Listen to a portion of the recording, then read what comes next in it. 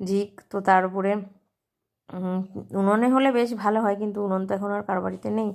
তো যাই হোক, উনুন থাকলে ধরাতে শীতকালে ভালোই লাগে, গরমকালে অবশ্যই না বাবা, গরমকালে তাপের থেকে দূরে থাকো যত তত ভালো, মানে যত কম রান্না করা যায়, ঝাল ঝোল কত কম খাওয়া যায়।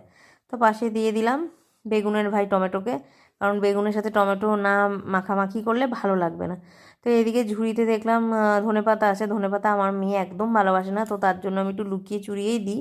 তো এটার মধ্যে দিলে জানি না কিরম রিয়াক্ট করবে। আজকে ওর একটু চাপ আছে, ও ওপরে কী করছিলি জানি, ও ওপরে, আচ্ছা, ও ওপরে ওর প্রজেক্টগুলো করছিল। তো তারপরে ধনেপাতা ঠাতা সব ধুয়ে নিয়ে একটু ভালো করে ঝুড়ি ঝুড়ি করে কেটে নেবো।